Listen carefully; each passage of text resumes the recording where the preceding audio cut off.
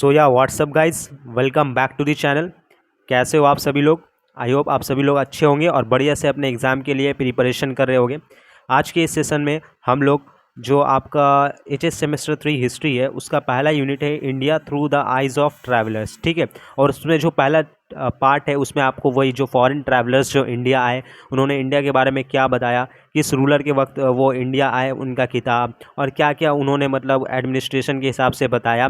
तो ये सब आपसे पूछता है। जैसा कि आपको पता है कि आपका जो है रूटीन निकल चुका है, वेस्ट बंगाल काउंसिल ने रूटीन पब्लिश कर दिया है। 21 सितंबर से आपका पहला एग्ज़ाम होने जा रहा है आपका फर्स्ट लैंग्वेज का। तो मैंने इसके ऊपर एक शॉर्ट्स बना रखा है, यहाँ पर आपको वो दिख रहा होगा, ठीक है। आप जाकर इसको देख ले एक बार कि आपको करना क्या है, कैसे तैयारी करना है, ठीक है। मैंने सब कुछ बता रखा है इसमें और आज से हम लोग शुरू करेंगे। तो ये पहला सजेशन है, यूनिट 1 से हम लोग आज शुरू करेंगे।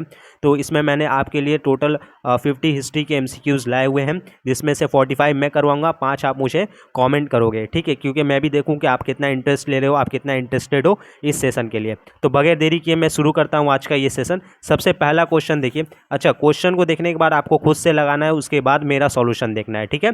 चलिए, Al Biruni's famous descriptive work about India Kitabul Hind was originally written in which language. तो अल बिरूनी ने जो है किताबुल हिंद लिखा, जिसे हम लोग तहकीकल हिंद भी कहते हैं। तो ये जो है किस लैंग्वेज में इन्होंने लिखा था? तो अरबिक में। उसके बाद नेक्स्ट क्वेश्चन है question number 2। Which prominent central Asian traveller accompanied Sultan Mahmud of Ghazni to India during his invasions. यानी महमूद ऑफ गजनी जब इंडिया में इन्वेट करने आया तो उसके साथ कौन सा एशियन ट्रैवलर उसके साथ था? अकम्पनीड मतलब उसके साथ था, ठीक है। तो ऑप्शन है इब्न बतूता, मार्को पोलो, अल बिरूनी या फिर अब्दुल रज़ाक। तो याद रखना अल बिरूनी। अच्छा, अल बिरूनी का असल नाम पूछता है तो याद रखिएगा अबू रेहान उनका असल नाम है। The 14th century traveller Ibn Battuta came to India from which modern day country. किस कंट्री से इब्ने बतूता जो है वो इंडिया आया? तो याद रखिएगा मोरक्को, ठीक है। क्योंकि हमसे पूछ रहा है मॉडर्न डे कंट्री, आज के वक्त उसका क्या नाम है? मोरक्को। इसके बाद question number 4। Which who among the following Delhi sultans appointed Ibn Battuta as the qazi of Delhi. तो याद रखिएगा मोहम्मद बिन तुगलक ने अपॉइंट किया था। इनमें से जो क्वेश्चन आपका पड़ा हुआ है अच्छी बात है, आपसे हो रहा है अच्छी बात है। जो नहीं हो रहा है तो आपको ये टेंशन लेने की ज़रूरत नहीं है, बल्कि इसे नोट करना है अपनी कॉपी में, ठीक है। क्योंकि मैंने सजेशन के तौर पर आपके लिए लाया है जो कि बिल्कुल आपकी एग्ज़ाम के रिलेवेंट होगा। तो जो नहीं मिल रहा है तो आप एक तरीके से खुश होइए कि हाँ आपको कुछ एक्स्ट्रा जानने को मिला।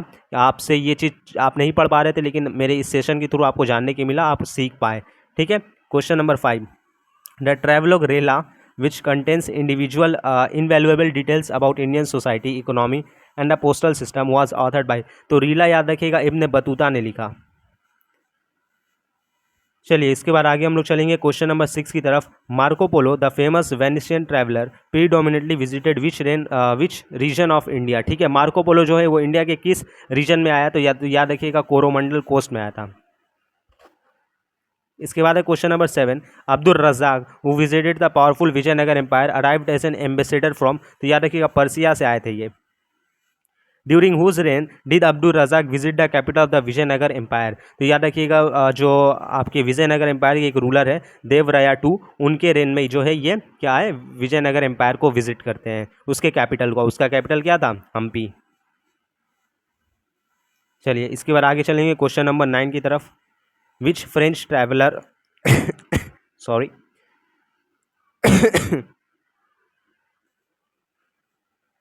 उसके बाद आगे चलेंगे question number 9। Which French traveller served as a physician to the Mughal prince Dara Shikoh and later worked in Aurangzeb's court. ये बहुत इंपॉर्टेंट क्वेश्चन है और संभावना है कि ये आ सकता है, ठीक है। तो मुगल प्रिंस दारा शिको था, तो वो जो है औरंगजेब के कोर्ट में बीमार था, तो उसके लिए कौन सा फिजिशियन आया फ्रेंच ट्रैवलर जिसने उसकी मदद की? याद रखना है Francois Bernier. Question number 10। Francois Bernier's major traveller account which frequently compared Mughal India unfavourably with Europe is title. तो इनका बुक का नाम आपसे पूछता है, अगर आपको पता है तो अच्छी बात है, नहीं पता है तो याद रखिएगा travellers in the Mughal empire, ठीक है। स्पेलिंग देखिए, मोगल एम्पायर है, ठीक है। क्वेश्चन नंबर 11 पूछ रहा है which traveller gave a highly detailed and admiring description of the efficient postal system uluq and dawa in medieval India. तो याद रखना इब्ने बतूता ने यह दिया था, ठीक है। इसके बाद question number 12। In an effort to understand Indian culture Al Biruni translated the Sanskrit text of Patanjali's grammar into, तो याद रखिए इसको अरबिक में इन्होंने ट्रांसलेट किया था। आपको बताना है अरबिक में जो ट्रांसलेट किया था पतंजलि's के ग्रामर का, उसका क्या नाम रखा था इन्होंने, कमेंट में बताइएगा। Question number 13, which of the following travellers describe the Mughal cities critically as camp towns. ठीक है, suggested they depend entirely on the imperial camp. तो किसने इसे कैंप टाउन कहा था, तो याद रखिएगा फ्रांकोइस बर्नियर ने। Question number 14, according to Francois Bernier what was the primary reason for the stagnation and poverty in Mughal agriculture. ठीक है, तो ये पूछा है कि फ्रांकोइस बर्नियर के मुताबिक प्राइमरी क्या रीजन था कि जो मुगल एम्पायर के वक्त जो एग्रीकल्चर था और जो सिचुएशन था वो बिल्कुल स्टैग्नेंट था। स्टैग्नेंट मतलब रुका हुआ था, एग्रीकल्चर बदहाल था और पॉवर्टी गरीबी थी। तो ये क्या रीजन था, तो याद रखिएगा crown ownership of land. Question number 15 पूछ रहा है which traveller documented the unique and rigid structure of the Hindu caste system by comparing to ancient Persian society, तो याद रखिएगा अल बिरूनी। उसके बाद question number 16, Abdul Razzaq was particularly struck with wonder and highly impressed by which aspect of the Vijayanagara empire, तो याद रखिएगा उसके massive और जो 7 वर्ल्ड फोर्टिफिकेशन मतलब होता है उसको किलाबंदी करना, उसको घेर देना, इससे वो काफ़ी ज़्यादा इंप्रेस हुए थे अब्दुल रज़ाक। तो ये चैप्टर बहुत ज़्यादा फैक्ट पर बेस्ड है, ठीक है ना। आपको जितना ज़्यादा फैक्ट याद होगा इस चैप्टर से रिलेटेड तो आप इसको आसानी से कर पाओगे। और आप हमारे व्हाट्सएप चैनल पे भी ज्वाइन कर सकते हैं क्योंकि इसका नोट्स जो पूछता है आपसे फॉरेन ट्रैवलर्स का किताब और किस रूलर के वक्त वो इंडिया आए थे वो सब मैंने वहाँ पर अपलोड कर दिया। यहाँ पर आपको दिख भी रहा होगा स्क्रीनशॉट, तो आप हमारे चैनल को जरूर से ज्वाइन कर लीजिए। उसके बाद आते हैं क्वेश्चन नंबर 17 पे, Marco Polo's travel accounts heavily highlight the thriving coastal trade of which valuable commodity in South India, तो याद रखिएगा पर्ल्स और स्पाइसेस के बारे में हमें इनके अकाउंट से समझ में आता है। Question number 18, Ibn Battuta was highly impressed by the size and prosperity of Delhi comparing it favourably to which other major global city of his time, तो याद रखिए कैरो, इजिप्ट के कैरो से इसे कंपेयर किया था इब्न बतूता ने। Question number 19, which traveller noted the tragic Indian practice of sati with a profound mix of horror and pity in his writings, तो याद रखिएगा सती का जिक्र किया था फ्रांकोइस बर्नियर ने अपने टेक्स्ट में।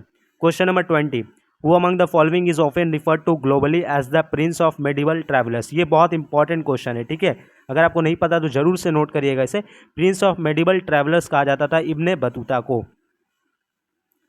इसके बाद आगे चलते हम लोग, यहाँ पर पूछ रहा है कि अल बिरूनी जो थे वो किन किन सब्जेक्ट्स के स्कॉलर थे, तो याद रखिएगा एस्ट्रोनॉमी के भी थे, ज्योग्राफी के भी थे और मैथमेटिक्स के भी थे, यानी all of the above.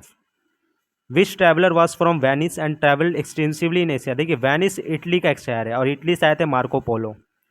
Question number 23, in which century did Ibn Battuta visit India, तो याद रखिएगा 14th सेंचुरी में।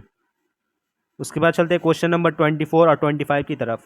24, what was the name of the book written by Al Biruni, तो बहुत ही ईजी है, किताबुल हिंद या फिर Tahqiqul Hind. Question number 25, who was the ruler of Delhi when Ibn Battuta arrived, याद रखिए जब इब्न बतूता दिल्ली आए थे तो उस वक्त दिल्ली का रूलर था मोहम्मद बिन तुगलक। तो आई होप कि इतना आपको क्लियर हुआ होगा। इसमें से कोई भी डाउट होगा तो आप कमेंट में जरूर से पूछ लीजिएगा। उसके बाद question number 26, Francois Bernier stayed in India for how many years, तो याद रखिएगा 12 ईयर्स तक वो इंडिया में रहे थे। 27, which of these was a primary commodity for export mention by Marco Polo in India, मतलब मार्को पोलो के मुताबिक इंडिया क्या चीज़ एक्सपोर्ट करता था, तो याद रखिएगा मसाले भी करता था, कॉटन भी करता था और जो प्रीसियस स्टोन्स थे वो भी करता था, यानी all of the above. Al Biruni was born in which country, तो याद रखिएगा उज्बेकिस्तान में इनकी पैदाइश हुई थी।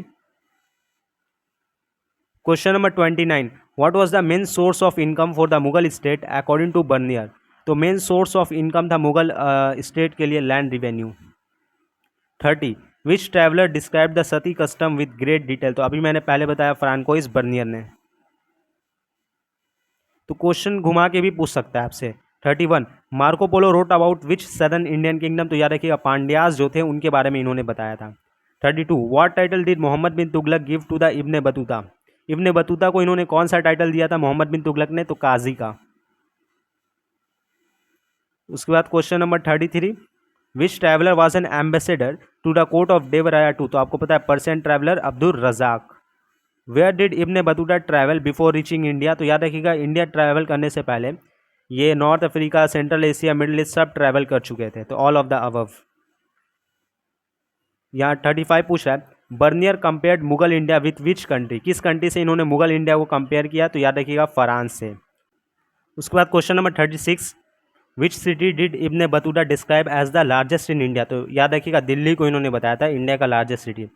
37 Abdul Razzaq noted the prosperity of which city, तो ये मैंने आपको पहले ही बताया विजयनगर एम्पायर का, ठीक है। अगर आपने नहीं देखा तो मैंने इसके ऊपर विजयनगर एम्पायर बहमानी किंगडम के ऊपर एक रिवीजन सीरीज लाया हुआ है, तो आप उसे जाकर जरूर से देख लें। Question number 38 Al Biruni was familiar with which languages, तो याद रखिएगा इन सब लैंग्वेजेस से वो फेमिलियर थे, अरबिक हो गया, संस्कृत हो गया या फिर पर्शियन हो गया, ऑल ऑफ द अबव। इसके बाद है question number 39 who called the Mughal empire a land of beggars, तो ये कहा था बर्नियन ने। याद रखिएगा फ्रांकोइस बर्नियन ने ज़बरदस्त बहुत भर के जो है मुगल एम्पायर को क्रिटिसाइज किया था। Question number 40 ibn Battuta was impressed by the Indian system, India के किस सिस्टम से वो सबसे ज़्यादा इम्प्रेस हुए थे, तो याद रखिएगा पोस्टल सिस्टम से, ठीक है, postal system. 41 which traveller mentioned the use of cowries as currency, तो याद रखिए इब्न बतूता ने, ये भी इंपॉर्टेंट क्वेश्चन है। Abdul Razzaq was an envoy from, तो याद रखिएगा हेरत से थे, ठीक है, हेरत से आए थे वो। एनवॉय का मतलब होता है एम्बेसडर, ठीक है। Next question number 43 Marco Polo travel to India during the reign of which dynasty, तो याद रखिएगा जो पांड्या डायनेस्टी है उनके दौर में ये इंडिया आए थे वेनिस से। 44 Bernier describe the Mughal army as, तो वही लार्ज तो बोला था लेकिन इन्होंने वीक बताया था।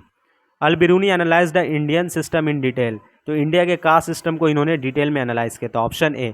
तो जो क्वेश्चन आपको इसमें से नया लगा हो आप जरूर से कॉपी में नोट कर लीजिएगा, ठीक है। सेशन को लाइक कीजिएगा, अपने दोस्तों तक भी शेयर कीजिएगा ताकि उन्हें भी इसका बेनिफिट मिल सके।